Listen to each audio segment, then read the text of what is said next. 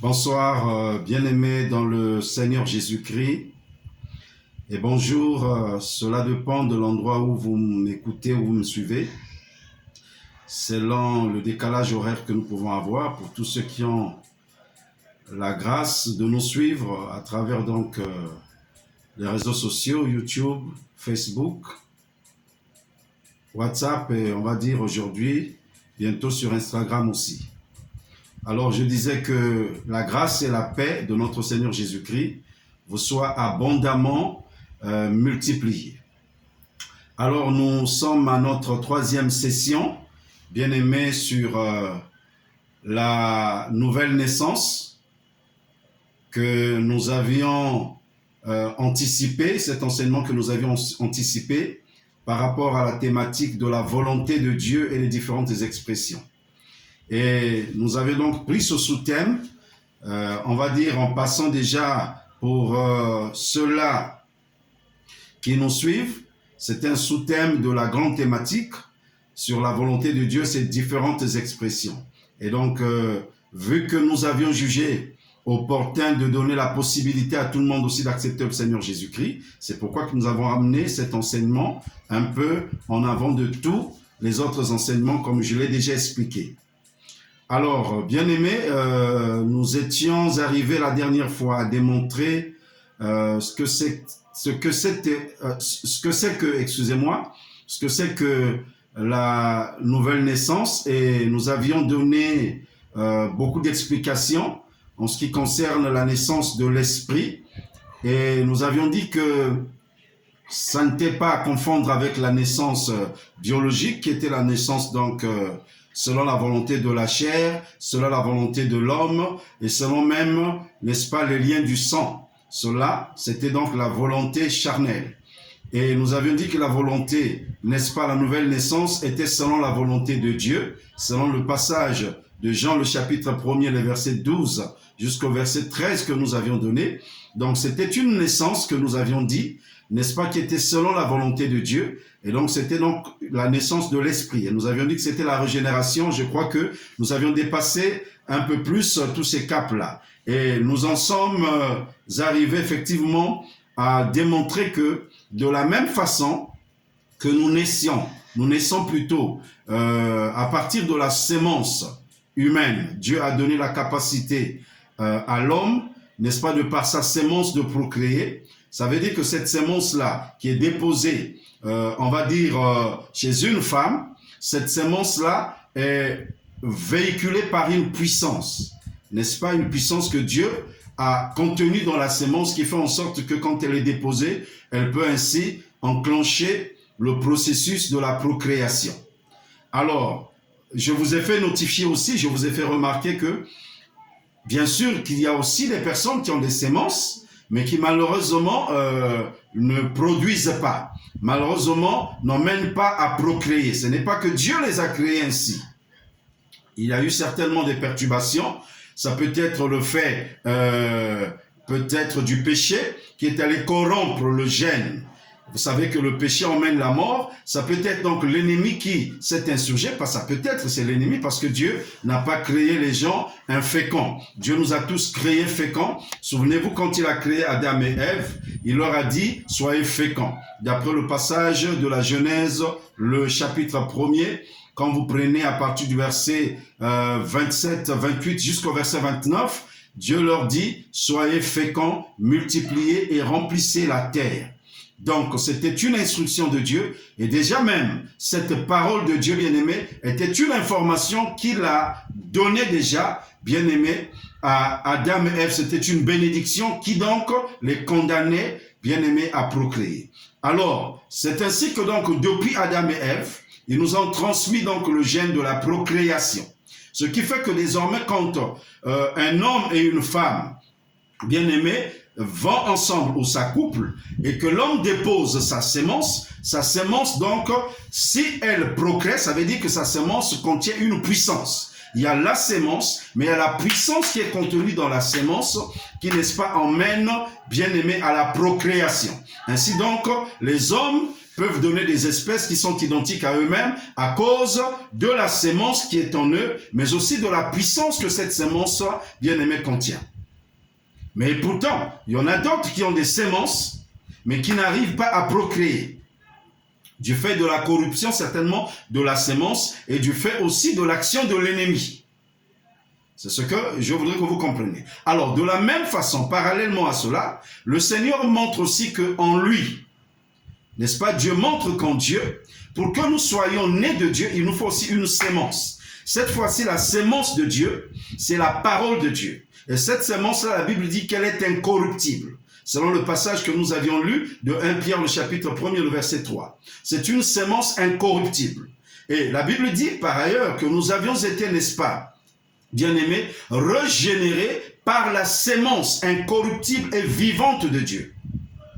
Alors, donc c'est une sémence. Maintenant, une fois que cette sémence vient, bien-aimés, en nous, nous recevons cette parole avec foi, laquelle foi aussi est un don de Dieu que Dieu a déposé en nous, selon Éphésiens 2, 20, que nous avions, Éphésiens 2 plutôt 8, exactement, car il est dit que nous sommes sauvés par la grâce, par le moyen, n'est-ce pas, de la foi, et cela ne vient pas de nous, c'est un don de Dieu.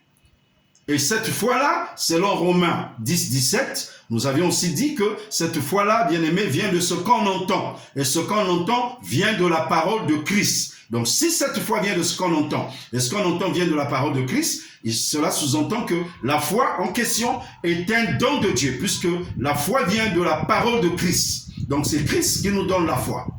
Alors, bien-aimé, donc, une fois que nous avions accepté la parole, la sémence de Dieu, qui est déposée en nous, avec la foi que Dieu nous a donnée, vous voyez qu'il se passe une opération mystérieuse au-dedans de nous, que nous ne pouvons pas cerner, que nous ne pouvons même pas saisir avec l'intelligence humaine, mais que seul Dieu sait comment ce qu'il opère.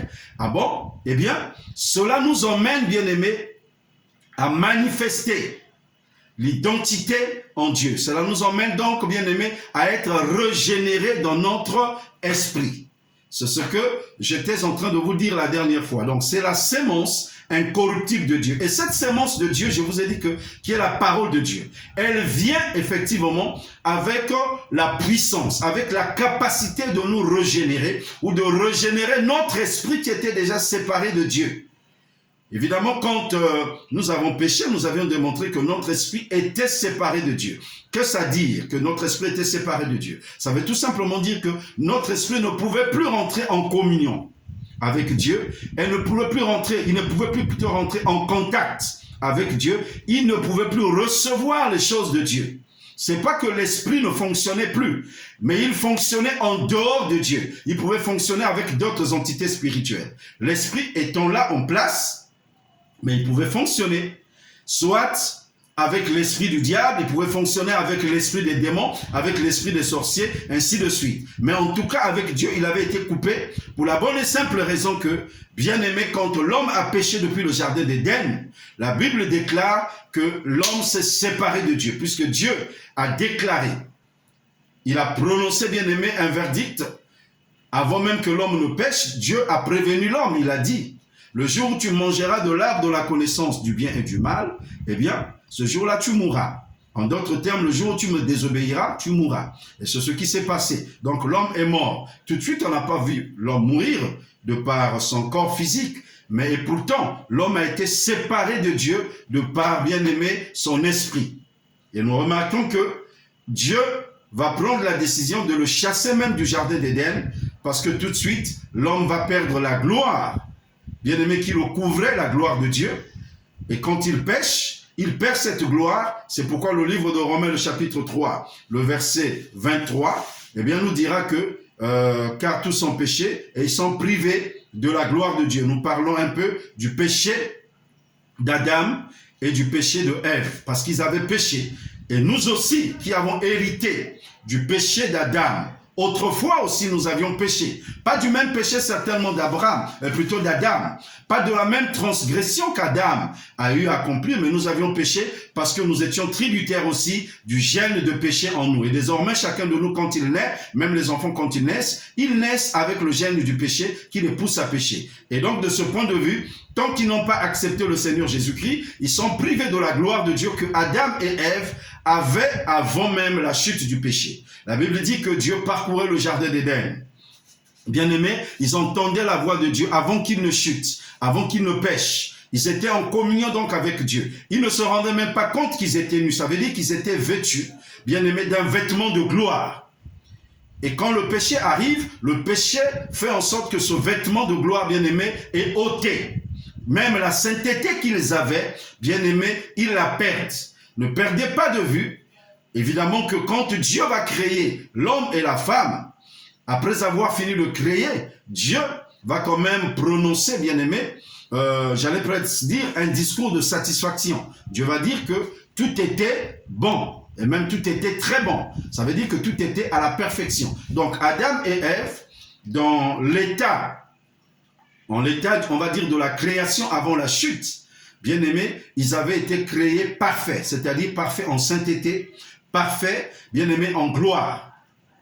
C'est important de le retenir. Mais une fois que le péché a fait son entrée, eh bien, ils ont perdu cette gloire-là, ils ont perdu cette sainteté. C'est pourquoi Romains 3, 23 dira clairement qu'ils sont privés de la gloire de Dieu, mais plus tard, gratuitement, ils seront gratuitement justifiés par le moyen de la rédemption, n'est-ce pas, qui est en Jésus-Christ. Et ça, c'est ce que Jésus va venir faire plus tard sur la croix du Calvaire, bien-aimé, au travers, n'est-ce pas, de sa mort sacrificielle. Il va pouvoir donc la rédemption, selon que quiconque l'accepterait, bien-aimé, bien entendu, qu'il soit réconcilié donc avec le Père.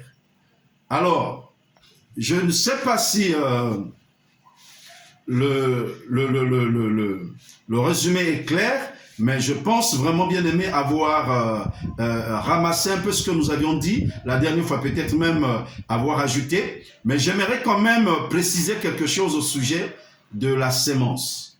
Bien aimé, pour que vous naissiez de Dieu, j'aimerais le répéter encore une fois, il faut qu'il y ait l'assemblage, la fusion de la parole de Dieu, qui est la sémence de Dieu, qui est la sémence incorruptible de Dieu, et du Saint-Esprit bien-aimé, qui rentre en scène, et les deux, quand ils viennent, c'est ça qui vous fait naître en Dieu. Tant qu'il n'y a pas la parole de Dieu, tant qu'il n'y a pas le Saint-Esprit, bien-aimé, bien entendu, vous ne pouvez pas naître de Dieu. Il y a toujours une sémence, et la puissance, bien-aimé, de la sémence, c'est la parole de Dieu. Donc, c'est pourquoi Jésus, quand il cause avec Nicodème, bien-aimé, il dit à Nicodème, il faut que tu naisses d'eau et d'esprit. C'est-à-dire, il faut que tu naisses de la sémence, qui est la parole. Il faut aussi que tu naisses de l'esprit, qui est l'esprit de Dieu. Les deux, une fois, n'est-ce pas, en toi, ils feront en sorte que tu naisses, n'est-ce pas, de la naissance de Dieu. C'est très important de comprendre, bien aimé, ces choses. Maintenant, une fois que j'ai développé ces choses, j'aimerais maintenant, bien aimé, attaquer un point important qui est en relation un peu avec la création. À ce stade d'avancement, il est important, évidemment, de clarifier un certain nombre de choses liées, bien aimé, à notre création, surtout adamique. Et en plus, on va la clarifier aussi en Christ. J'aimerais dire quelque chose au sujet de l'ancienne création, c'est-à-dire la création adamique. Je le dis ancien par rapport à ceux-là qui ont accepté le Seigneur Jésus-Christ. Par rapport à moi, par exemple, qui ai accepté le Seigneur Jésus-Christ, qui désormais appartient à la nouvelle création, c'est-à-dire la création en Christ.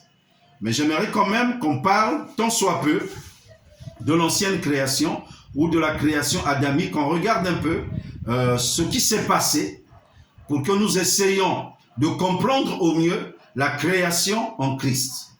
Alors, bien aimé, premièrement, il est important de savoir que nous avons été créés tripartis à l'image de Dieu. C'est-à-dire nous avions été créés en trois parties à l'image de Dieu. De la même façon que Dieu est triparti, bien aimé, il est Père, Fils et Saint-Esprit. Il a voulu que nous soyons de même créés à son image, bien-aimés, en 3 parties, c'est-à-dire corps, âme et esprit. Aujourd'hui, j'aimerais aller très lentement pour que certains me comprennent bien. Parce qu'il y a des choses assez difficiles que je veux dire si le Saint-Esprit le permet. Comprenez que j'ai déjà prié pour cela, c'est pour ça que je ne me suis pas attardé là-dessus. Et que le Seigneur conduise encore une fois davantage cet enseignement. J'aimerais vraiment que le peuple de Dieu ouvre bien les oreilles, parce que le temps nous est un peu compté. Alors donc, je disais que nous avions été créés tripartitement, comme Dieu lui-même qui est tripartite, il est Père, Fils et Saint-Esprit, et nous avions été donc créés corps, âme et esprit. Alors c'est ainsi que, bien aimé, nous lisons dans le livre de la Genèse, au chapitre 1er, le verset 27, Dieu créa l'homme à son image, il le créa à l'image de Dieu. Il créa l'homme et la femme. À la création, bien aimé, l'être humain a été créé en esprit, âme et corps. Et cette création que Dieu a faite de l'être humain, bien aimé, a été faite à la perfection. J'aimerais que vous le compreniez. Car Dieu lui-même a apprécié sa création. Après avoir fini de créer, la Bible nous dit, à cet effet dans le livre de la Genèse, au chapitre 1er, le verset 31, le petit a, la Bible dit, Dieu vit tout ce qu'il avait fait, et voici, cela était très bon, c'est-à-dire que cela était à la perfection. Ce que je veux dire ici, c'est quoi? Je suis en train d'attirer votre attention que quand Dieu a créé l'homme adamique avec Ève, sa femme, Dieu les a créés à son image, c'est-à-dire que Dieu avait un objectif, et nous allons le comprendre. Il est créé esprit, âme et corps comme Dieu est Père, Fils et Saint-Esprit. C'est ça donc l'image de Dieu. Par ailleurs, quand Dieu dit qu'il les créera à sa ressemblance, ça rejoint le caractère de Dieu, mais qui relève du domaine de l'esprit. Parce que le caractère de Dieu, Dieu est esprit et son caractère est dans l'esprit. Donc quand la Bible dit que Dieu nous crée à son image et à sa ressemblance, en d'autres termes, quand on regarde Dieu, Dieu est 3 en 1. Et quand on nous regarde aussi, quand vous me regardez tel que vous me regardez une seule personne. Je suis un. Mais si vous ne comprenez pas l'enseignement, si les Écritures ne vous ont pas révélé que l'homme a été créé tripartite, vous êtes à même de penser que c'est juste le corps que vous voyez qui constitue donc l'être humain. Alors que, en me regardant, vous me regardez, je suis un, mais au-delà, bien aimé, de ce que vous regardez, il y a mon âme qui est à l'intérieur, il y a mon esprit qui est à l'intérieur. Mais et pourtant, ce qui vous est manifesté, c'est le corps physique. C'est la même façon que Dieu aussi, bien aimé, est. Quand il a plu à la divinité, ou quand il a plu à Dieu de se manifester, bien aimé, sous la forme du Père. Bien aimé, dans l'Ancien Testament, les gens ont vu la représentation du Père, c'est-à-dire ce qu'on appelle les théophanies. Dieu s'est représenté sous des formes. Bien aimé, il est apparu donc dans l'Ancien Testament en tant que Père, sous des théophanies, sous des représentations de Dieu. Mais pendant qu'il apparaissait, bien aimé, sous ces représentations, le Fils était en lui et le Saint-Esprit aussi était en lui. Donc Dieu, on ne peut pas le dissocier, bien aimé, des autres parties qui le composent, ou encore des autres personnes qui composent la Trinité. Je suis en train d'employer un mot qui peut choquer certains. Il y en a qui n'ont pas compris la doctrine de la Trinité. Il y en a qui n'ont pas compris le concept de la Trinité. La Trinité, ça veut tout simplement dire 3 en un seul. Tri, c'est un mot composé. Tri et puis unité. Tri qui veut dire 3 et unité qui veut simplement dire un seul. Donc 3 en un seul. Ça veut dire que Dieu étant trinitaire, il est 3 en un seul. Et on peut distinguer les 3 personnes, bien entendu, qui composent la Trinité divine. Le Père, le Fils et le Saint-Esprit. Donc ce sont 3 personnes distinctes. Je dis bien distinctes, qu'on a pu observer tout au long, bien aimé, de l'évolution de l'homme. Il a plu à la Trinité divine de se manifester sous la forme du Père, sous les théophanies. Alors quand le Père s'est révélé, bien aimé, s'est manifesté aux humains, on a su que c'est le Père. Mais et pourtant le Fils était en lui, le Saint-Esprit est en lui. Quand, bien aimé, il s'est agi de l'œuvre de la rédemption des hommes, la divinité ou la Trinité, bien aimé, divine, c'est concerté. C'est pourquoi quand vous lisez le livre de la Genèse, vous avez l'impression que quand Dieu parle, c'est comme s'il employait un pluriel majestueux. Même lors de la création, il dit « Créons l'homme à notre image ». Parce qu'il se parle à lui-même. Il se parle au Dieu trinitaire. Il parle, bien-aimé, aux trois personnes distinctes qui composent, bien-aimé, la Trinité divine. C'est important. Mais c'est des personnes qu'on ne peut pas dissocier. Quand il plaît à la divinité de se révéler sous une des personnes, les deux autres personnes, bien-aimées, sont toujours là en celle qui s'est révélée. Je l'ai expliqué avec le Père. Maintenant, quand il s'est agi, bien-aimé, de l'œuvre de la rédemption des hommes, alors, à ce moment-là, qu'est-ce qui s'est passé? Eh bien, la divinité, bien-aimée, est apparue sous la forme du Fils, sous la forme de Jésus. C'est ainsi que Jésus va prendre le corps des humains, il va s'identifier aux humains par la naissance virginale de Marie. Nous l'avions déjà expliqué avec l'ange Gabriel qui va visiter Marie et Joseph, leur disant que l'enfant qui naîtrait d'eux, le Saint-Enfant qui naîtrait d'eux, bien-aimé, viendrait de la part du Saint-Esprit. Et que même Luc, quand il explique, il dit que c'est l'ombre du Tout-Puissant qui va couvrir Marie et qu'ainsi Marie va donner naissance, bien-aimé, à l'enfant Jésus. Mais pourtant, cet enfant Jésus est bel et bien Dieu.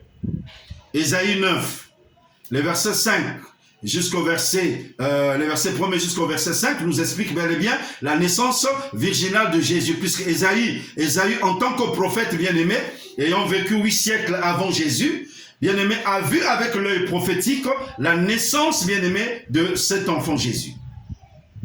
Alors, donc quand Jésus est ici sur la terre, bien-aimé, il incarne aussi en lui toute la divinité de façon corporelle. Vous devez le comprendre. Donc, je suis en train de vous expliquer cela pour que vous compreniez l'image, bien-aimée, de Dieu en nous. C'est-à-dire le fait que Dieu est trois en un. Nous aussi, bien-aimés, nous sommes trois en un. Notre être est un. Mais dans notre être, il y a notre esprit qui est là-dedans, notre âme et notre corps, bien-aimé, qui est en contact avec le monde extérieur que généralement nous voyons. Alors Jésus aussi, quand il se manifeste, bien-aimé, pour venir sauver les hommes, la Bible nous dit clairement dans le livre de Colossiens, le chapitre 1er, le verset 9, quand vous lirez jusqu'au verset 12, mais le verset 9 exactement nous dira qu'en lui, Jésus a habité corporellement toute la plénitude de la divinité. Je dis bien toute la plénitude de la divinité ou de la déité. C'est fondamental de comprendre ce que je suis en train de vous expliquer. Alors, bien aimé, c'est de la même façon aussi. Et quand Jésus a achevé sa mission, bien sûr, quand il s'en est allé au Père, pour aller s'asseoir à la droite du Père, pour intercéder pour l'Église que nous sommes, pour toi et moi, peut-être que tu ne le savais pas, Jésus intercède pour toi. Même s'il n'y a personne qui intercède pour toi, je dis que Jésus intercède pour toi. Alors, quand il s'en est allé et qu'il nous a envoyé le Saint-Esprit de la part du Père pour accomplir la promesse qu'il avait faite aux disciples, selon Jean le chapitre 15 et Jean même 16, et même depuis Jean 14, quand vous lisez Jean 14, Jean 15 et 16, on nous parle ici de la promesse du Saint-Esprit que Jésus fera aux disciples. Alors, quand le Saint-Esprit rentre en scène, j'aimerais aussi que tu comprennes, bien que tu ne voies pas visiblement la personne du Saint-Esprit, puisqu'il est invisible, il est esprit. Bien-aimé, la présence du Saint-Esprit dans ce monde incarne aussi la présence de Jésus et la présence du Père avec lui. Le fait que le Saint-Esprit soit venu habiter dans notre esprit, c'est de cela qu'il est question. Quand la Bible dit que nous sommes le temple du Saint-Esprit, ce n'est pas notre corps, bien-aimé, qui habite en tant que tel. Parce que le corps est sué. on en viendra dans les détails pour l'instant. Et Dieu ne peut pas habiter dans un corps souillé. Ou encore dans une âme qui est souillée. Ce n'est ni au niveau de l'âme. Mais Dieu est venu habiter au niveau de notre esprit. Donc, le Saint-Esprit en habitant au niveau de notre esprit, puisque le jour de l'acceptation du Seigneur Jésus-Christ, nous n'avons pas vu Jésus rentrer avec ses pieds et ses mains, mais c'est le Saint-Esprit bien-aimé qui a régénéré notre esprit et en même moment, bien-aimé, il a habité au sein de notre esprit pendant qu'il a scellé cet esprit bien-aimé, qu'il a fermé cet esprit désormais pour ne plus qu'il y ait des transferts, bien-aimé, des péchés de l'âme ou du corps vers notre péché comme ce fut dans le cas de la première création, où le péché de l'âme a affecté, bien-aimé, l'esprit de l'homme et l'a entraîné au péché. J'en viendrai dans les détails, vous allez comprendre de quoi est-ce que je parle. Alors, donc, le Saint-Esprit aussi, en venant en nous, bien-aimé, a incarné au-dedans de lui la présence du Père et la présence du Fils. C'est ainsi qu'un chrétien véritable, un vrai enfant de Dieu, incarne en lui toute la divinité. Est-ce que vous m'entendez? Il incarne dans son esprit la divinité. Le Père, le Fils et le Saint-Esprit habitent son esprit, qui désormais est sous le sceau du Saint-Esprit. Ils habitent le lieu saint, de la même façon à l'image du tabernacle et du temple, où bien aimé la présence, la plénitude de la présence de Dieu habitait le lieu très saint. Bien-aimé, et que le souverain sacrificateur qui entrait, communiquait et communiait avec Dieu qui était dans le lieu très saint pour prendre les instructions et en sortir, bien-aimé, pour instruire le peuple et même le reste du culte. C'est de la même façon que Dieu, habitant notre esprit, bien-aimé, nous instruit du reste, bien-aimé, pour le cours de notre vie, à partir de notre esprit. Alors, ceci donc, bien-aimé, m'emmène tout simplement à dire que nous avions donc été créés à l'image de Dieu, esprit, âme et corps. Donc, à la création, bien-aimé, l'être humain a été créé, esprit, âme et corps, à la perfection, disais-je. Car Dieu lui-même a approuvé sa création après avoir fini de créer. La Bible nous a dit, dans Genèse 1 que je vous ai donné, le verset 31, le petit a, Dieu vit tout ce qu'il avait créé, ou tout ce qu'il avait fait, et voici, cela était très bon. C'est-à-dire que cela était à la perfection. Donc, l'homme a été créé, l'homme adamique, avant sa chute, en l'état de la création avant la chute, l'homme adamique a été créé, bien-aimé, à la perfection, saint et glorieux. C'est pourquoi vous allez comprendre que quand il pêche, la gloire le quitte, et que Paul, qui a reçu la révélation, nous donne la révélation dans le chapitre 3, bien aimé au verset 23, il nous dit que ceux qui avaient péché, en effet, ils ont perdu la gloire. C'est important de comprendre, bien aimé, ces choses que je suis en train d'expliquer ce soir. Alors, bien aimé, pendant que je suis en train de vous dire cela, le but de Dieu, en créant les humains, en trois parties, est que ces trois parties conservent la sainteté et la gloire, bien-aimé, de départ en vue de l'adoration de Dieu. C'est ça le but de Dieu. Dieu ne nous crée pas saints au hasard ou parce que, bon, ça lui plaît tout simplement. Dieu, quand il fait toutes choses, il fait avec un but. Dieu a toujours un plan. C'est pourquoi c'est toujours bon aussi de faire des choses avec des plans, avec des buts. Quand Dieu nous crée, il nous crée à la perfection. Notre esprit est saint, notre âme. Quand il crée Adam et Ève, l'esprit est saint, l'âme est saint, le corps est saint. Tout est parfait. Tout est très bon. Le but, c'est parce qu'il voulait une communion avec l'homme qu'il avait créé, l'homme adamique et sa femme. Il voulait une communion, bien aimée, des plus intimes. Étant donné que Dieu est saint, et il voulait vraiment bien aimer, il a voulu créer une créature qui lui soit semblable. Aussi bien de façon tripartite, mais qui lui soit semblable aussi en sainteté, en pureté, en gloire. Comprenez-moi très bien. Mais aussi qui lui soit semblable en caractère. Parce que nous avions été aussi créés, bien aimés, à la ressemblance de Dieu. c'est-à-dire le caractère de Dieu, le caractère de sainteté qui concerne notre esprit.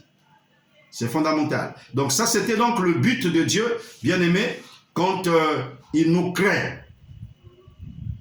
n'est-ce pas, à la perfection. Alors, bien-aimé, j'aimerais que vous compreniez que le passage de Romains 3, 23 que nous avions lu, bien-aimé, nous dit clairement que tous ont péché et sont privés de la gloire de Dieu. Ce passage-là est en train de nous renseigner de façon implicite. Avant que le péché n'intervienne, l'homme avait la gloire. Donc ceci pour confirmer que quand Dieu l'a créé, Dieu a créé l'homme avec la gloire. Donc ce qui a emmené la gloire à quitter l'homme, c'est le péché. Vous devez le comprendre. C'est le péché donc qui emmène, bien-aimé, la gloire à quitter l'homme. Donc avant l'intervention du péché, l'homme bien-aimé est un homme parfait en gloire, parfait, bien-aimé en sainteté, parfait, bien-aimé en pureté, parfait en toutes choses. Et il ressemble à son Dieu. Et ainsi, ainsi bien-aimé, il est capable d'adorer Dieu, bien-aimé, dans une communion des plus intimes avec Dieu. Et Dieu le voulait ainsi pour que l'homme aussi, après la procréation, imprime, bien-aimé, cela à la génération, bien-aimée, des enfants qu'il devait donner, et qu'ainsi que toute la création, toute la nature glorifie Dieu, et que l'homme aussi influence la nature par cela, puisque Dieu va donner quand même la prééminence et la domination de la nature à l'homme. Malheureusement, il va y arriver un incident plus tard qui va faire en sorte que, bien-aimé, l'homme perde cette gloire, perde cette sainteté, perde la position qu'il avait en Dieu. Je vais y revenir tout à l'heure parce que c'est des enregistrements que je suis en train de faire par morceaux. Bien aimé, vu que ça se coupe, donc je suis obligé de couper maintenant pour que je revienne, bien aimé, après le deuxième enregistrement. Que Dieu vous bénisse, à très bientôt. Alors, bien aimé, c'est important ce que j'étais en train de dire. Donc je disais tantôt que l'homme donc a été créé donc à la perfection et que le but de Dieu en créant les humains en trois parties était que ces trois parties bien-aimées conservent la sainteté, la gloire, bien-aimés, de départ qu'ils avaient en vue, n'est-ce pas, de l'adoration, bien-aimés, de Dieu. Il est évident que Dieu nous a créés, bien-aimés, pour que nous puissions le louer, pour que nous puissions le glorifier. La Bible dit que nous avions été créés à la louange et à la gloire, bien-aimée, de Dieu. Alors, nous avions découvert que le passage de Romains 3, 23 va nous dire qu'après le péché d'Adam et Ève, que tous les humains bien-aimés ont été privés de la gloire de Dieu. C'est-à-dire qu'ils vont perdre cette gloire-là qu'ils avaient auprès de Dieu avant, bien-aimé, la chute. Il va de soi que aussi bien-aimés, ils vont perdre aussi la sainteté qu'ils avaient bien-aimés auprès de Dieu. Parce que la gloire de Dieu va toujours avec sa sainteté. Toujours. On ne peut jamais parler de la gloire de Dieu, bien-aimé, sans parler de sa sainteté. La sainteté de Dieu, quand elle se manifeste, c'est sa gloire qui se manifeste. Quand la gloire de Dieu se manifeste, bien-aimé, la sainteté de Dieu est obligée aussi de se manifester. Et donc, c'est la raison pour laquelle, bien-aimé, Adam et Ève, après avoir péché, c'est-à-dire ont perdu la sainteté divine aussi, ils ont dû par la suite, bien-aimé, découvrir qu'ils étaient nus. Ils ont découvert qu'ils étaient nus. C'est ainsi qu'ils vont se confectionner des feuilles, bien-aimées, de figuier.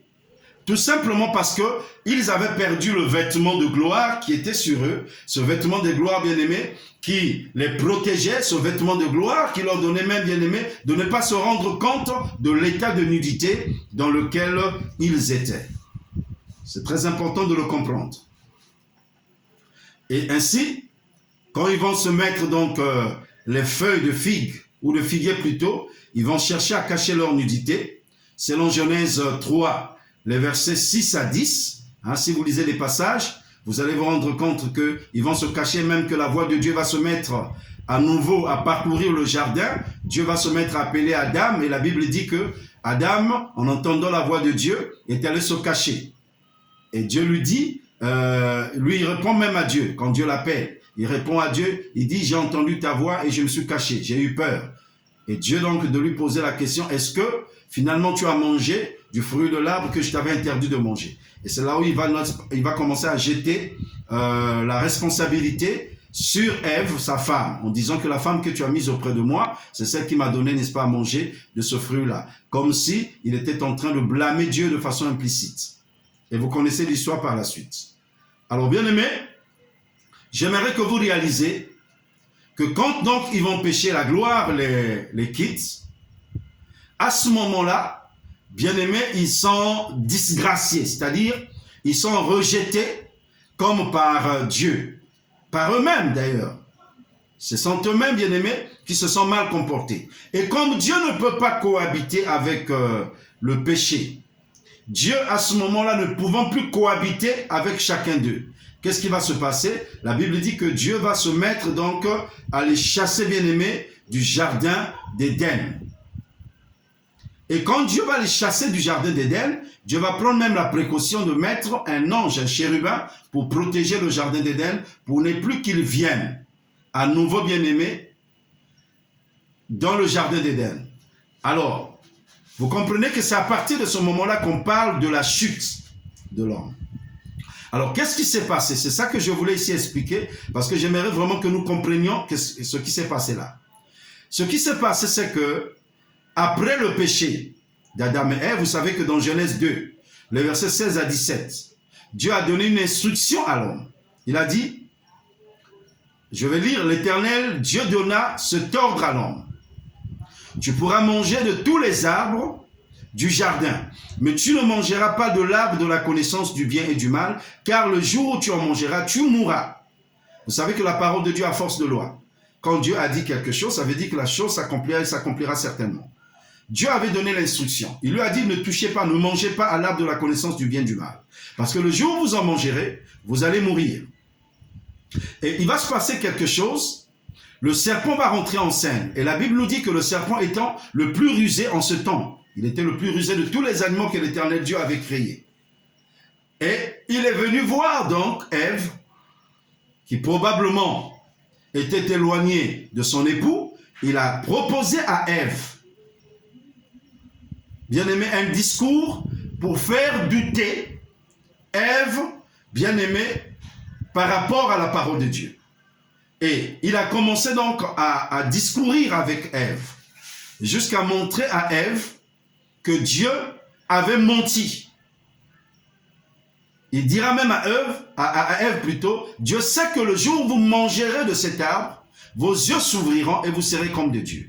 Il commence par nous dire, Dieu a-t-il réellement dit que vous ne mangerez pas de l'arbre de la connaissance du bien et du mal?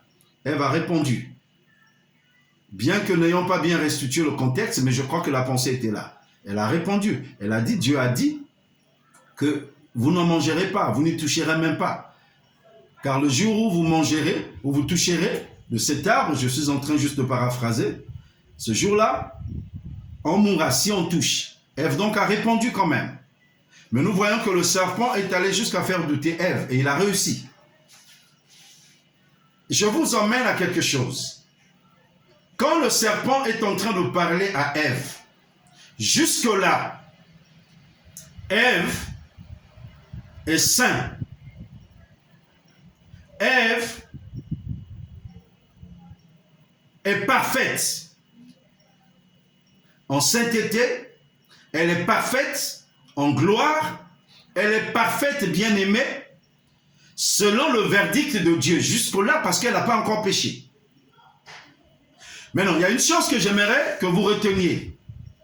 Quand Dieu crée l'homme et la femme, esprit, âme et corps, bien-aimé, il y avait une fluidité entre l'esprit de l'homme, l'âme et le corps de l'homme. J'aimerais que vous fassiez attention à ce que je suis en train de dire, parce que j'ai dit que je dirais des choses un peu plus difficiles, qui relèvent de la révélation que Dieu m'a faite. Et j'aimerais que vous suiviez. Je vous ai dit au départ que le but de Dieu, en créant l'homme esprit, âme et corps, à l'image de Dieu, c'était que l'homme bien-aimé dans la perfection que Dieu lui avait donnée, que l'homme puisse communier avec Dieu, que l'homme puisse adorer Dieu, parce que nous avions été créés à la louange, bien-aimé, et à la gloire de Dieu. Et donc l'homme devait conserver, bien-aimé, toutes ses parties, esprit, âme et corps, bien-aimé, dans une perfection, ainsi que toute la génération qui découlerait de l'homme, en termes d'enfants, ou de procréation, bien-aimé, qu'il devait donner. C'était là le but de Dieu. C'était d'adorer, bien-aimé, Dieu, mais dans une intimité profonde, dans une perfection profonde. Maintenant, pendant que Dieu crée l'homme, bien-aimé, Dieu le crée, esprit, âme et corps, et Dieu laisse, bien-aimé, une fluidité de communion entre l'esprit de l'homme, l'âme et son corps. Je dis bien entre l'esprit de l'homme, son âme et son corps physique. Il y avait une telle, bien-aimé, une telle complicité, une telle fluidité, bien-aimé, que l'esprit, en l'état de la création, bien-aimé, avant la chute, recevait de la part de Dieu avec lequel il était en communion. Quand l'esprit a reçu de la part de Dieu, par la fonction, bien-aimé, de l'intuition qui est dans l'esprit. Je suis en train là de vous expliquer des choses qui sont difficiles, c'est pour ça que je prends tout mon temps. Par la fonction de l'intuition qui est dans l'esprit, il reçoit de la part de Dieu. Alors l'esprit communique la pensée de Dieu ou l'instruction de Dieu bien-aimé à l'âme. Et quand l'âme reçoit, l'âme analyse l'information qui lui vient de par l'esprit. Par la fonction bien-aimée de l'entendement ou la fonction bien-aimée de l'intelligence ou de la pensée que Dieu lui a doté. Et une fois, bien-aimé, que Dieu, l'âme plutôt analyse la pensée par la fonction bien-aimée de l'entendement ou l'information qui lui est parvenue de par le truchement de l'esprit, il analyse, alors l'âme est libre de décider de transférer l'information au niveau du corps. Elle est libre, vous avez bien entendu, l'âme est libre de transformer cette information au niveau du corps par la fonction, bien aimée, de la volonté qu'elle a. Parce que la volonté est au niveau de l'âme. Et quand Dieu crée l'homme, il crée l'homme avec une volonté libre, c'est-à-dire avec une volonté souveraine. La volonté de l'âme, elle est souveraine. C'est ainsi que vous comprendrez que l'ennemi, quand il vient tenter Ève, il va solliciter le domaine de son âme. C'est-à-dire le domaine qui a la décision. Il va solliciter le domaine de son âme parce qu'il sait que si seulement il arrive à corrompre l'âme de Ève, à ce moment-là, il réussira de toucher sa volonté. Et donc la décision de Ève pourrait être une décision qui entraînerait même son esprit et son corps bien aimé vers la chute. Comprenez-moi très bien. L'esprit bien aimé a été créé avec 3 fonctions. Il y a la fonction de la communion, qui est la première fonction la plus ultime de l'esprit, qui nous permet de communier avec Dieu. C'est-à-dire d'adorer Dieu. Nous rentrons en communion, en adoration bien-aimée avec Dieu par la fonction de la communion qui est dans notre esprit. Mais il y a aussi la fonction bien-aimée de l'intuition au niveau de l'esprit. La fonction de l'intuition, c'est celle-là qui nous donne de comprendre les choses intuitivement, sans l'effort bien-aimé d'une quelconque connaissance, sans l'apport extérieur bien-aimé d'une quelconque connaissance. C'est-à-dire que nous recevons des révélations par notre intuition. Tu dors, tu as une révélation. Tu peux rêver, Dieu te parle. Tu peux être là, tu reçois une forte conviction dans ton esprit. Parce que la fonction de l'intuition, bien-aimé, est en travail et en communion avec Dieu. Et Dieu nous révèle donc des choses par l'intuition. Et c'est ainsi que Dieu voulait la communion, bien-aimé, la relation avec, bien-aimé, les êtres humains, avec Adam. Bien-aimé, en effet, le but de Dieu, bien-aimé, c'était de communier avec l'homme. Et vous allez le comprendre. Le but de Dieu n'a jamais été d'abord de nous emmener vers la connaissance. La connaissance, l'arbre de la connaissance du bien et du mal, est intervenue après. La connaissance, bien-aimé, va intervenir après pour régler les problèmes de l'âme qui a été corrompue. Mais au départ, ce que Dieu veut, bien-aimé, c'est la communion avec lui, c'est bien-aimé la koinonia, c'est-à-dire la communion, bien-aimé, avec l'Esprit de Dieu. C'est ce que Dieu veut. Et c'est cette communion-là qui nous emmène à la connaissance parfaite et profonde, bien-aimée, de notre Dieu. Parce que quand nous communions avec Dieu, dans le domaine de l'adoration, bien-aimé, notre intuition étant en travail, Dieu nous révèle des choses. Dieu peut nous révéler, bien-aimé, sa personne, parce que Dieu se révèle lui-même, mais par l'intuition. Et alors, quand nous recevons, bien-aimé, la révélation de Dieu par intuition, il y a une troisième fonction de l'esprit qui rentre en scène, qui est la fonction, bien-aimé, de la conscience. Notre conscience est ainsi imprégnée, bien-aimé, de ce que notre intuition reçoit. Et quand notre conscience, plus que notre intuition, reçoit de Dieu, c'était ça le but de Dieu, alors notre conscience, bien-aimé, peut apprécier les choses à la juste valeur. C'est pourquoi la conscience, ta conscience qui est selon Dieu, la conscience d'un vrai enfant de Dieu bien-aimé, est une sorte, bien-aimé, j'allais presque dire, de feu vert, d'alerte que Dieu a mis en lui. Quand il veut faucher, il veut mal se comporter, la conscience qui a été imprégnée, bien-aimé, de la présence de Dieu, à travers, bien-aimé, la révélation, à travers, bien-aimé, la communication que Dieu fait à l'intuition, et à travers la communion, bien-aimé, que la personne peut avoir avec Dieu, au niveau de sa fonction de communion. Alors, une fois que la conscience est imprégnée de tout ça, la conscience peut toujours nous révéler ce qui est juste. Elle ne faussera jamais.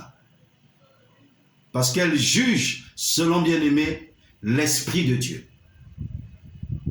Elle juge spirituellement. Et comme l'Esprit de Dieu habite en nous, bien-aimé, notre conscience nous parlera toujours selon ce qu'il reçoit de l'Esprit de Dieu. C'est important, ce que je suis en train, bien-aimé, de vous révéler ce soir.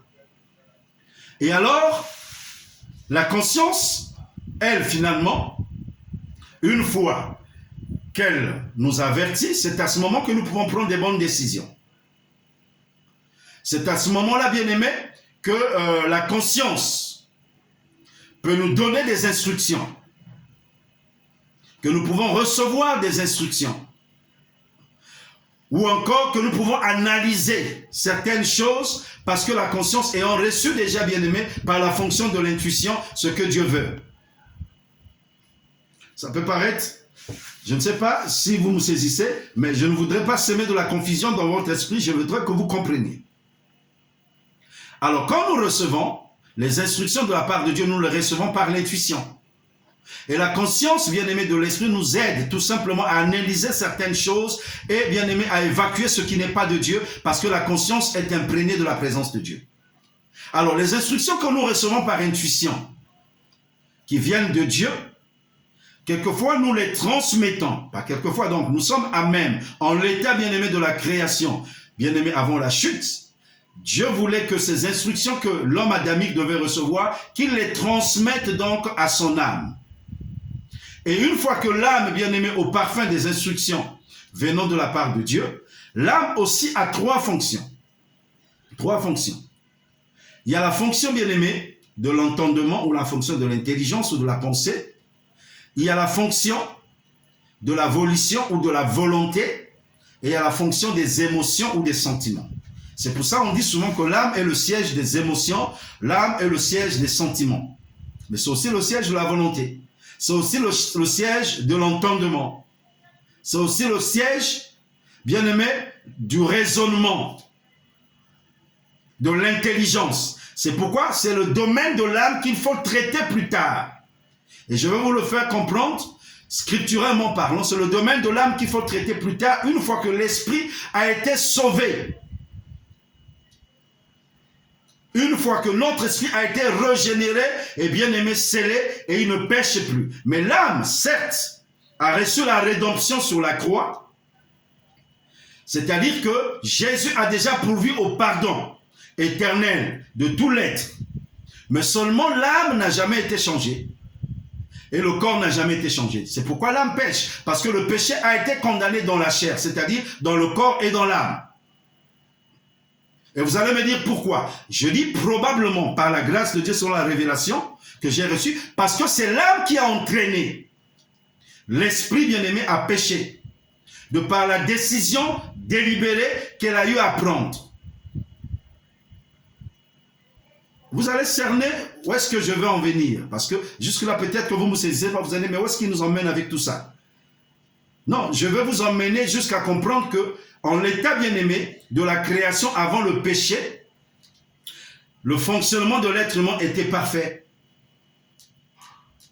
Tout ce que l'esprit donnait à l'âme, l'âme analysait par la fonction bien-aimée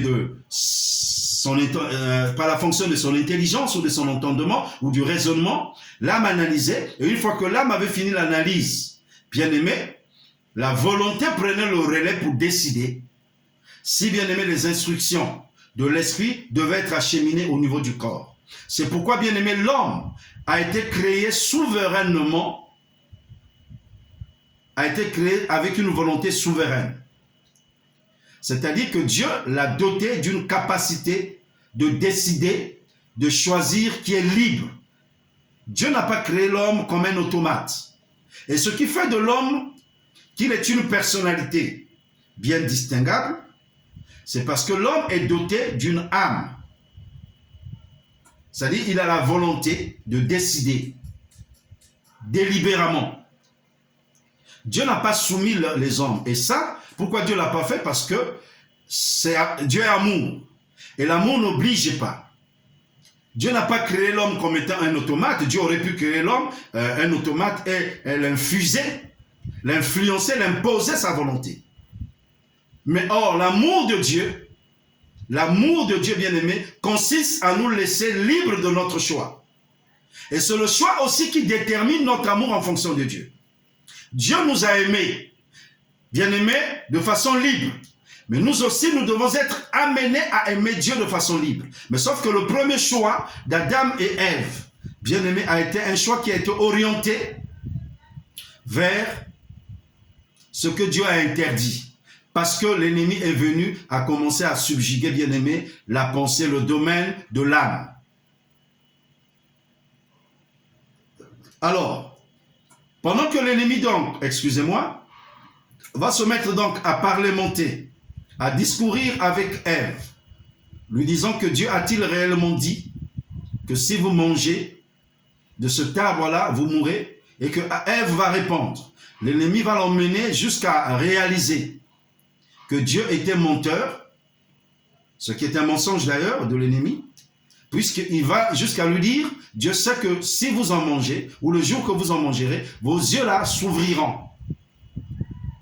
Et vous serez comme des dieux. Vous serez comme Dieu, connaissant le bien et le mal. Donc, qu'est-ce qu'il fait ici? Il sème un doute dans la pensée de Ève. Il sème une confusion dans ses pensées. Parce que l'instruction, quand Dieu l'a donnée, il l'a donnée au niveau de l'esprit d'Adam et Ève. Vous savez que Dieu est esprit. Et quand il communique avec nous en esprit. Donc l'homme jouissait d'une communion parfaite. Il pouvait écouter parfaitement Dieu lui parler dans son esprit. Mais quand son esprit reçoit l'instruction, l'esprit fait quoi? Communique, transfère l'instruction jusqu'au niveau bien-aimé de l'âme. Et l'âme, bien-aimé, emmène jusqu'au niveau du corps. En réalité, bien-aimé, ce que vous devez comprendre, en l'état de la création, avant, bien-aimé, la chute, Et ce qui arrivera même, bien aimé, en la création dans Christ, puisque Christ va restaurer cet état avant la chute, pour tous ceux qui l'ont reçu. Donc, avant la chute, bien aimé, c'est l'esprit qui reçoit les instructions de la part de Dieu. Et l'esprit les transfère au niveau de l'âme. Et une fois que l'âme les traite, l'âme bien aimée décide. Donc l'âme devient comme l'organe de décision de l'être humain. Et l'esprit est l'organe d'instruction. C'est l'esprit qui instruit. C'est l'esprit qui emmène les instructions que Dieu lui donne.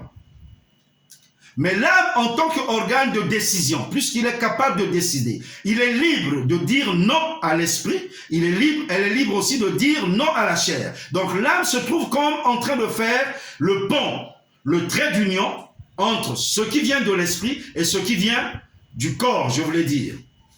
Puisque l'âme est du domaine de la chair. La chair, c'est l'âme et le corps. Donc en l'état de la création avant la chute, Dieu avait fait les choses de telle sorte que c'est l'esprit qui avait l'hégémonie, c'est l'esprit qui avait le contrôle, c'est l'esprit qui donnait les instructions. Toute instruction passait par l'esprit les transmettait au niveau de l'âme, et l'âme les transmettait, n'est-ce pas, au corps. Donc l'esprit en tant que l'organe, bien-aimé, d'instruction, transmet à l'âme, et l'âme en tant que l'organe régulateur, ou l'organe de décision, analyse, traite l'information, de par, bien aimé, la fonction d'entendement ou la fonction de raisonnement ou de l'intelligence. Une fois qu'il a traité, la fonction maintenant de décision, bien aimé, prend la décision. Et une fois qu'elle prend la décision, s'il prend la décision en la faveur de l'instruction qui vient de l'esprit, alors il exécute, il emmène l'instruction au niveau du corps qui devient l'organe d'exécution. Et le corps exécute l'information. Mais avant la chute, tout allait à la perfection. Tout marchait. Puisque l'âme baignait sous l'influence de ce que l'esprit lui disait. Comprenez-moi très bien. Jusque-là, il n'y avait pas encore une autre entité qui était rentrée en scène pour perturber, pour corrompre l'information. Pour perturber, bien aimé, j'allais presque dire, l'âme. Puisque tout ce qui venait là, tout ce que l'âme recevait, elle ne le recevait que de l'esprit. Et l'esprit lui-même était en communion avec Dieu. Donc, recevait de Dieu. Donc, jusqu'ici, avant que le serpent n'intervienne ou ne rentre en scène, j'ai envie de dire, l'âme baigne, bien aimé, de par les informations qui lui viennent que de l'esprit de Dieu. Je vous ai dit que l'âme aussi a 3 fonctions. Et le corps, vous le savez, les fonctions du corps, il y a la fonction de l'ouïe, il y a la fonction de l'odorat, il y a la fonction du goûter, il y a la fonction du toucher. Et il y a une 5e fonction, bien aimé, je dis le goûter, l'odorat, l'ouïe, le toucher et la fonction de vue, qui est donc la 5e fonction. Et donc, bien aimé, jusqu'ici donc, avant que le diable n'intervienne sous la forme du ruse, puisque l'âme baigne encore sous les informations qui lui viennent de la part de l'esprit. Parce que c'est l'esprit qui est le principe de vie. Vous avez vu en Genèse, je crois, premier, quand Dieu va créer Adam et Ève, la Bible déclare, vous lirez ça à partir du verset 26, si je ne m'abuse, Genèse 1er, verset 26, peut-être jusqu'au verset 27, la Bible déclare que quand Dieu va créer l'homme adamique, Dieu a fait une motte de terre. Et ensuite, Dieu va souffler dans la motte de terre. Et quand il souffle dans la motte de terre devient, au contact de l'esprit du souffle que Dieu envoie, elle devient une âme vivante. C'est ce que nous explique la Bible. Donc quand Dieu souffle, le souffle qu'il souffle dans la motte de terre, ce souffle-là, c'est l'esprit de l'homme qu'il communique. Et donc l'esprit-là, la Bible dit, Dieu souffla. Un souffle de vie. Donc cet esprit-là, c'est le principe de vie. Désormais, qui est au contact du corps, qui était inerte. La motte de terre donne, bien aimé, produit la vie de l'âme. Donc l'âme est la résultante de la combinaison de l'esprit et du corps. Ainsi, bien-aimé, quand l'âme, bien-aimé, vient à vivre, c'est pourquoi il est dit que l'homme devient une âme vivante dans d'autres versions. Il y a des versions qui disent l'homme devient un être vivant, simplement pour montrer que désormais, la vie de la personnalité est dans l'âme. Quand on dit qu'il devient un être vivant. Donc l'âme, c'est elle, bien-aimé, qui est la personnalité même de l'homme. Qui est, bien-aimé, l'identité de l'homme, c'est l'âme. Jusqu'ici, bien-aimé, quand nous sommes avant la chute. Comprenez-moi très bien. Alors, il va se passer que, bien-aimé, quand finalement l'esprit reçoit de la part de Dieu, il communique à l'âme, et l'âme communique au corps, jusque-là, quand le serpent ne rentre pas en scène, tout se passe à merveille. Mais dès l'instant où le serpent rentre en scène, c'est-à-dire que l'âme commence à recevoir. Jusqu'ici, l'esprit n'est pas encore affecté. Mais dès l'instant où l'âme commence à recevoir, bien aimé, les instructions qui lui viennent de l'extérieur, d'une autre entité, puisque l'âme peut décider librement, volontairement de son choix, ce qui exprime, bien aimé, sa dimension, son degré d'amour, puisque notre choix est toujours exprimé, notre amour est toujours exprimé dans le choix. Alors, qu'est-ce que l'âme va faire? L'âme de Ève va choisir volontiers, bien aimé, de prendre l'arbre de la connaissance du bien et du mal. À partir de ce moment-là, bien aimé, l'âme de l'homme a été corrompue. L'âme de l'homme a été souillée.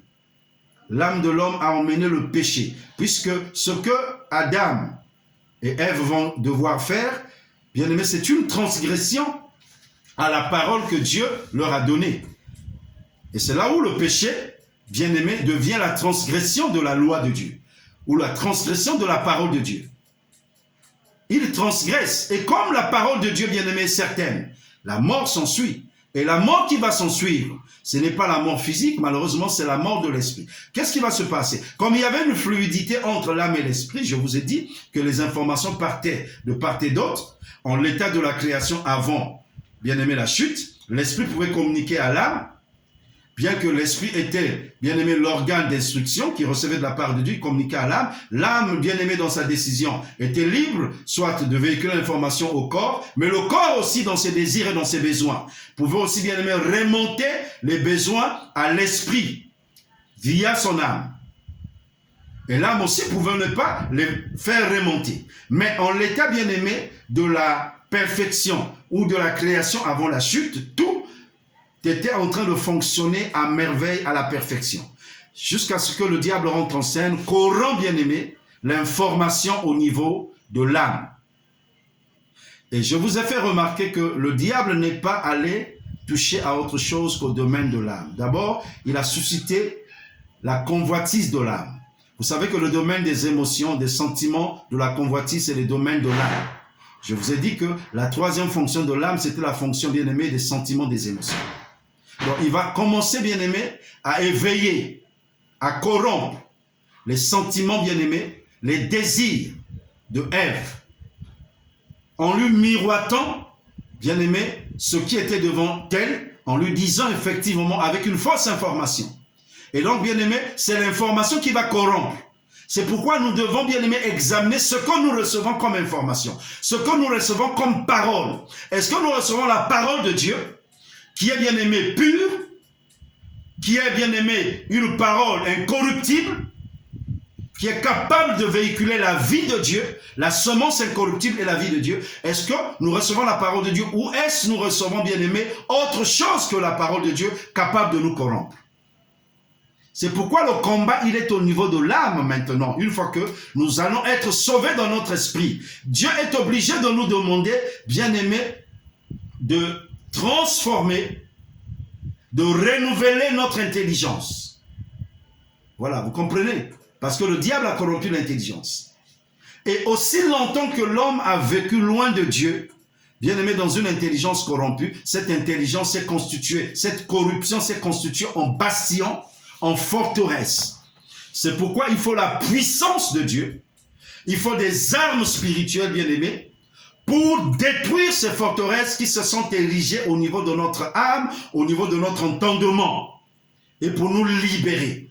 Parce que tellement des raisonnements, bien-aimés, du point de vue de la tradition, du point de vue de la philosophie, du point de vue des théories, bien-aimés, diaboliques qui sont venues, qui sont rentrées au niveau de l'âme de l'homme. C'est pourquoi quand l'esprit de l'homme a été régénéré, désormais Dieu a scellé l'esprit de l'homme pour ne plus que l'âme ait accès. De par ce qui s'est passé déjà dans le jardin d'Éden, parce que c'est la même chose qui se passe aujourd'hui, le diable n'a pas changé de tactique. Il continue à proposer, bien-aimé, à l'âme, via, bien-aimé, les besoins, les désirs de l'âme. Il éveille les désirs de l'âme et il emmène au contact même, bien-aimé, des désirs du corps. Parce que ce qu'il va faire, c'est que le corps, il va aussi emmener le corps, bien-aimé, à désirer de manger ce arbre, le fruit de l'arbre de la connaissance du bien et du mal. Et la Bible dit, c'est important, bien-aimé, ce que je suis en train de dire. La femme vit que l'arbre était bon à manger et elle en mangea. Elle en prit son fruit et elle en donna aussi à son mari et les deux, bien-aimés, en mangèrent. Alors, donc, si vous comprenez bien ce que je suis en train de vous dire, je voudrais vous montrer ici que le but de Dieu n'a pas changé. Le but de Dieu de maintenir l'homme dans une harmonie de sainteté, de pureté, de perfection, pour communier avec lui dans l'adoration, ce but-là n'a pas changé. Le projet de Dieu n'a pas changé. C'est un projet même que Dieu avait depuis l'éternité. Puisque le livre d'Éphésiens, le chapitre 1er, nous dit que Dieu, en Christ, bien-aimé, nous a élus avant la fondation du monde, afin que nous soyons saints, irrépréhensibles. Donc vous comprenez que Dieu déjà voyait les choses. Dieu, en tant que Dieu, en tant que bien-aimé, œil prophétique, divin, je vais le dire autrement, peut-être que tu ne m'as pas saisi, Dieu en tant qu'omniscient, c'est-à-dire qu'il sait toutes choses à l'avance.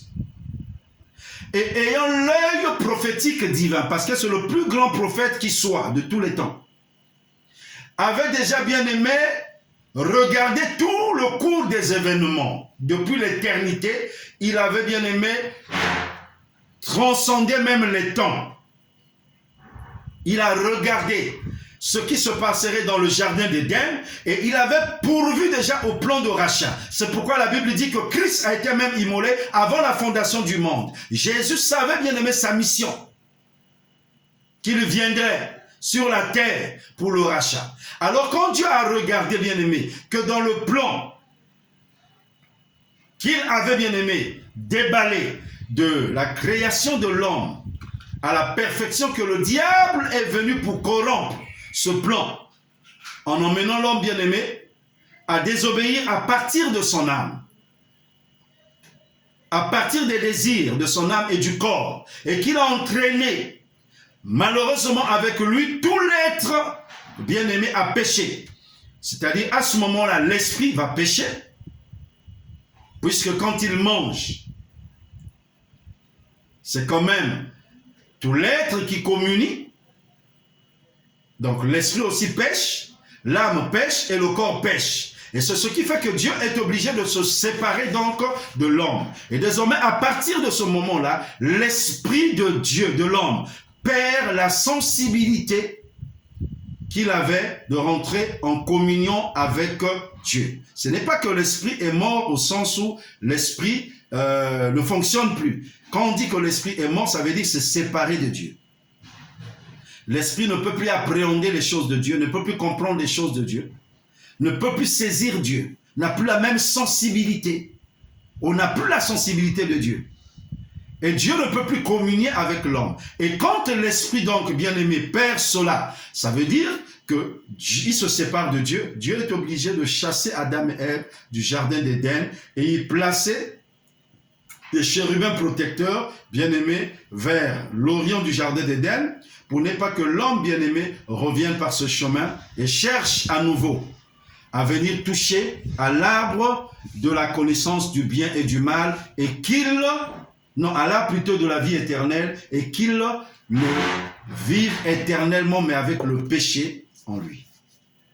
Si seulement Dieu n'avait pas mis des chérubins protecteurs, si seulement l'amour de Dieu n'avait pas empêché à l'homme bien-aimé de revenir dans le jardin d'Éden en plaçant les chérubins protecteurs, c'est sûr que l'homme bien-aimé, dans la folie déjà du péché qui était en lui, pouvait être poussé puisque ses émotions, ses sentiments sont passés sous le contrôle désormais de l'ennemi. Et vous savez que le diable, c'est un esprit. Désormais, le diable va occuper donc l'esprit de l'homme pour le posséder et pour le pousser bien-aimé au casse-cou. Et c'est sûr que l'homme devrait certainement aller, bien-aimé, jusqu'à toucher à l'arbre de la vie éternelle. C'est pourquoi Dieu dit, maintenant que l'homme est devenu comme l'un de nous, connaissant le bien et le mal, empêchant-le, n'est-ce pas, de toucher à l'arbre de la connaissance, à l'arbre plutôt de la vie éternelle, pour ne pas qu'il vive éternellement.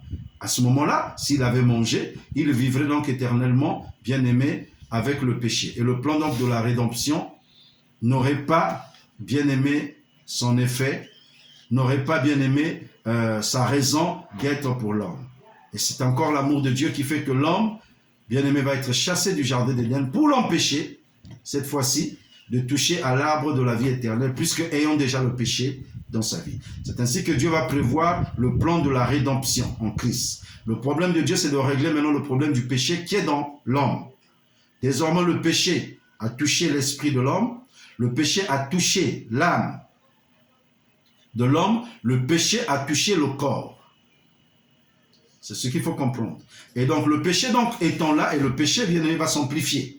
Et vous-même, vous savez, avec l'histoire de la race humaine, notamment avec Genèse, le chapitre 8, vous regardez avec l'histoire de Noé, vous pouvez même prendre ça depuis le chapitre 4 même déjà, on commence déjà à voir la dépravation, bien-aimé, des comportements avec la race humaine. On va voir toutes sortes de comportements qui vont être développés, notamment, bien-aimé, avec des infamies, des choses que l'on n'avait jamais, bien-aimé, connues avant. Donc l'homme va commencer à développer même, bien-aimé, tous les travers, les péchés de sexe. Voyez-vous? Donc c'est à partir de ce moment-là que finalement le péché va prendre, bien-aimé, son hégémonie sur l'homme, et par le péché la mort. Et à partir du moment où l'homme a péché, la mort, bien-aimé, s'est installée sur les hommes. Et la Bible dit que cette mort-là va régner depuis Adam jusqu'à ce que Dieu donne la loi à Moïse. Et le but de la loi, c'était de révéler le péché pour que l'homme prenne conscience de l'état de son péché et qu'il recourt vers Christ à travers la même loi, de par ses dispositions bien-aimées de sacrifice, de par les dispositions bien-aimées que Dieu avait. Alors, bien-aimé, donc j'étais en train d'expliquer que donc une fois que l'homme donc a péché, excusez-moi parce que ma mémoire est un peu saturée et donc il y a des coupures qui se font de façon inopinée là. Mais bon, je vais aller vers la fin donc de ce discours pour que je vide complètement cette mémoire et que la prochaine fois que nous puissions avoir un enseignement digne de son nom. Alors, bien aimé, donc, je disais que après donc que le péché soit rentré, avec la dépravation, bien aimé, de la race humaine, avec toutes sortes, bien aimé, de comportements, notamment avec la destruction de la race humaine dans Genèse 6, pour ceux qui lisent la Bible, Genèse 6, je vous le dis, pas Genèse 8, Genèse 6, Dieu va détruire donc la race humaine et il va reconstruire donc le monde d'après, à partir, n'est-ce pas, de Noé, ses gendres et ses filles. Hein, ils étaient 8. Et la Bible nous dit que à partir de ce moment-là, finalement, depuis donc que l'homme va pécher dans le jardin d'Éden, jusqu'à ce que Dieu donne la loi, eh bien, le péché était en train de régner, bien-aimé, sur la terre. Le péché était là, mais sauf que l'homme n'en avait pas conscience. Et même que la mort, bien-aimé, était en train de faire des ravages derrière le péché. Parce que la mort vient par le péché. Et donc, l'amour de Dieu a fait en sorte que, bien-aimé, qu'il donne la loi. Dans le but de la loi, quand Dieu va donner la loi, c'est ce que Paul va expliquer par révélation qu'il reçoit, c'était que le péché, bien-aimé, qui était latent dans l'homme, puisque l'homme n'en avait pas conscience, pour que le péché soit révélé. Et une fois que le péché donc est révélé, bien-aimé, que l'homme se rende compte, bien-aimé, de la gravité du péché, puisque finalement le péché l'emmenait à la mort, à la destruction. Et étant donc chargé dans sa conscience par la gravité du péché, qu'il recourt vers Christ, vers le Sauveur. N'est-ce pas, qu'il pouvait donc remarquer à travers les images de sacrifice, d'expiation, de culpabilité que la loi lui présentait. Et donc la loi, en même temps qu'elle révélait donc l'état du péché, en même temps que la loi permettait à l'homme de prendre conscience de l'état du péché, de la mort qui était en lui, la loi devenait aussi un instrument, comme un pédagogue, pour conduire donc cet homme-là vers Christ, parce que la loi lui présentait aussi Christ, la loi prophétisait aussi sur Christ. C'est de ça qu'il s'agit. Et une fois que donc l'homme pouvait venir vers Jésus, puisque c'est Jésus qui sauve, un jour, Jésus a dit même aux disciples, vous sondez les Écritures parce que vous croyez trouver en elles la vie. Dans Jean 5, je crois à partir du verset 43 jusqu'au verset 45, Jésus dira donc, ou 37, allez-y, regardez, Jésus dira donc aux disciples, aux Juifs, qui à l'époque sondaient les Écritures, donc ils sondaient la loi de Moïse. Il disait, vous sondez les Écritures parce que vous croyez trouver en elles la vie. Mais les Écritures rendent témoignage de moi. Et vous ne voulez pas venir à moi pour avoir la vie? Donc, comme pour dire que la loi aussi était en train de rendre témoignage de Jésus. Donc la loi était un pédagogue. Seulement, eux, quand ils lisaient la loi, ils la lisaient, bien aimé, avec un manque de révélation. Voilà. Ils la lisaient avec un manque de révélation. Si seulement ils pouvaient lire la loi avec l'Esprit de Dieu comme les Juifs aujourd'hui, ils percevraient à travers la loi, bien aimé, Jésus. Parce que toute la loi parle de Jésus et du sacrifice de Jésus. Voilà, c'est de ça qu'il s'agit. Alors, bien aimé, ceci pour vous dire quoi? Une fois que l'homme donc a péché, l'homme a été séparé de Dieu. Vous avez vu que donc l'état de la perfection a été corrompu. Désormais, l'esprit de l'homme est séparé donc de Dieu. L'homme ne peut plus communier avec Dieu. Mais le péché, bien aimé, a continué à faire des ravages. Bien aimé, aussi bien dans l'esprit de l'homme que dans son âme et son corps. C'est pourquoi l'homme a eu besoin, bien aimé, d'un rédempteur plus tard pour venir le sauver de cette situation. Maintenant, cette fois-ci, quand Dieu viendra pour sauver l'homme, Dieu, bien aimé, va pourvoir à la rédemption, bien aimé, de l'homme, dans toute sa totalité.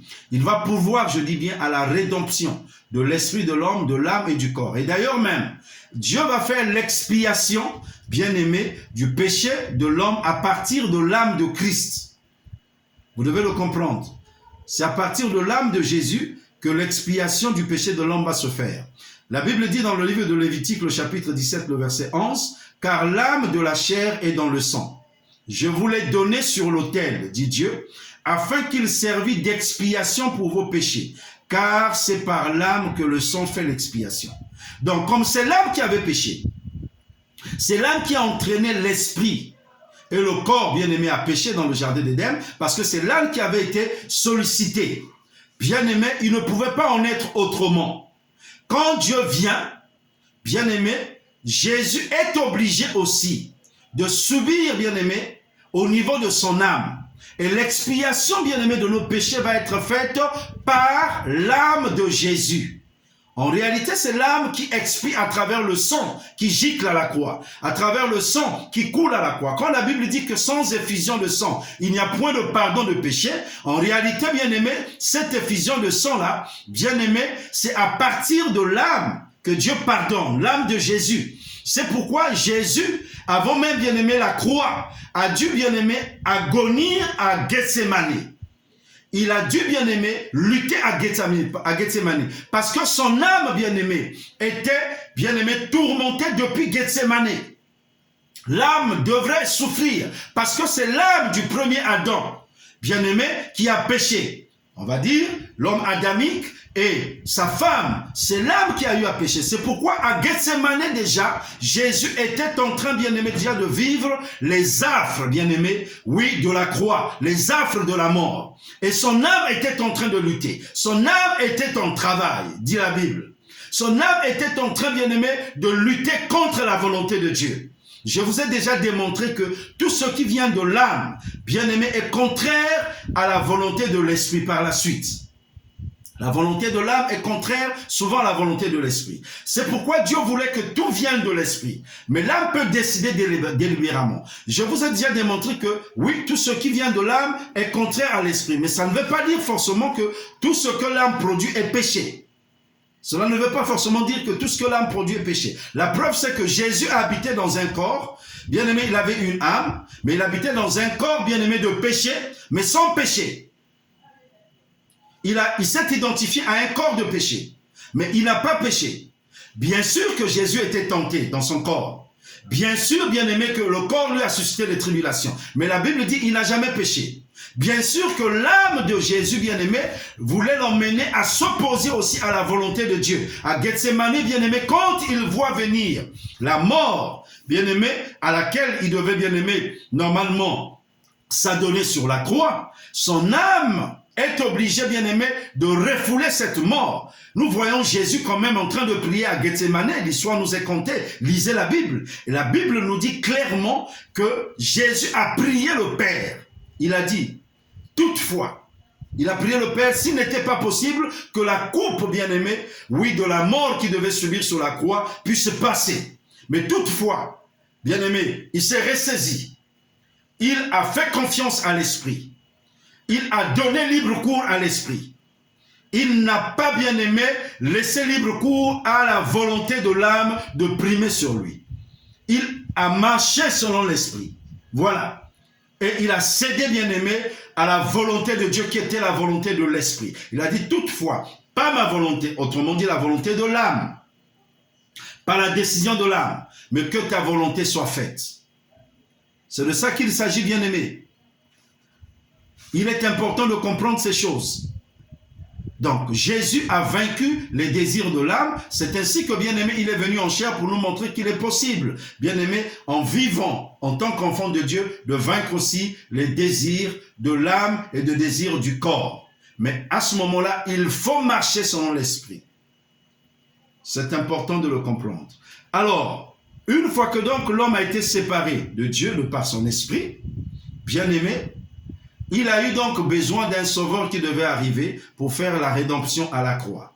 Et cette fois-ci, quand Dieu va arriver, la rédemption que Jésus va faire, évidemment, c'est une rédemption qui garantit à la fois le salut de l'esprit, qui va se faire instantanément le jour où on accepte le Seigneur Jésus-Christ, et le salut de l'âme et du corps, mais qui se fera à la rédemption et à l'adoption de nos corps pendant que Jésus reviendra sur la terre pour l'enlèvement de l'Église. Mais la garantie est déjà par la mort de Christ.